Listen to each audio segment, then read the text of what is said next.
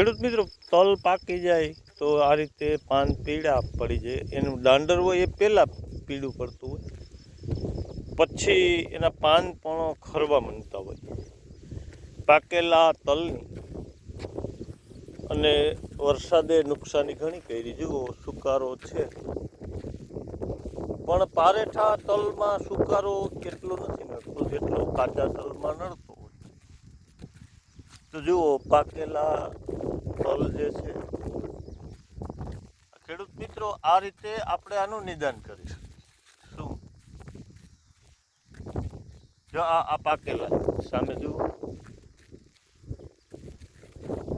અને જે લીલા દેખાય છે ને, એ વરસાદમાં થોડાક નવાઈ થયા છે. અને અમારે અહીંયા 3 દિશાનો પવન વાયો હતો, તો અમારી જમીન જ થોડીક આમ મજબૂત ગણાય. ખેડવામાં આકરી હોય, પણ કોઈ પણ મોલ હોય ને એને પકડી રાખે, ઢળવા નથી દેતી. તો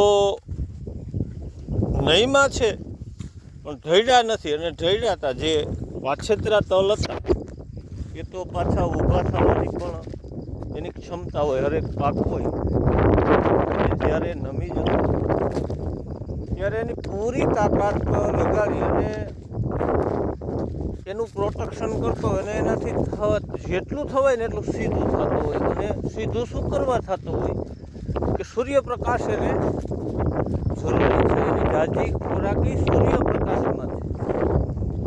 કારણ કે આપને એમ લાગે છે કે જમીનમાંથી લે છે, હકીકત એવી નથી. સૂર્યપ્રકાશ બધું આપે છે, પણ આપણે હજી કદાચ આપણું સંશોધન પાછળ છે, ત્યાં પહોંચ્યા નથી કે સૂર્ય કેટલું આપે છે ને એ આપણું વિજ્ઞાન હજી કહી નથી શકતું.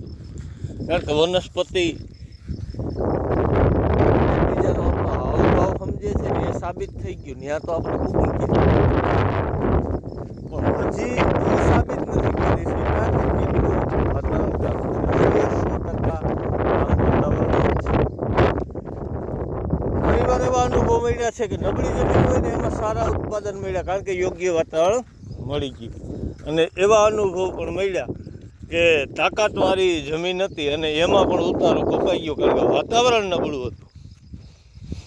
તો આ તકે ખાસ એક બધાને વાત કહેવી છે. તમે ઘડીએ ઘડીએ કહેતા હો ને કે ખેડૂત સહાય માગે. એ કાકા કાંઈ જરૂર નથી. અમારો ભગવાન, અમારું વાતાવરણ અમારો ભેગું રહીએ ને તો તમારા બધાની કાંઈ જરૂર નથી. હે, અમે ખેડૂત મિત્રો છે ને, અમારે કોઈ ભાવ ન આપો તો કાંઈ નહીં, પણ મારો ભગવાન જો મણિકા આપે ને તો અમે પૂગી જાય ભાઈ. અમારી જે મહેનત એ ખરેખર ખેડૂત સિવાય, હું તો વારે વારે કહું છું કે ખેડૂતને ખેડૂત સિવાય કોઈ ઓળખી શકે નહીં, કોઈ પણ નહીં. જુઓ, આ નુકસાની છે.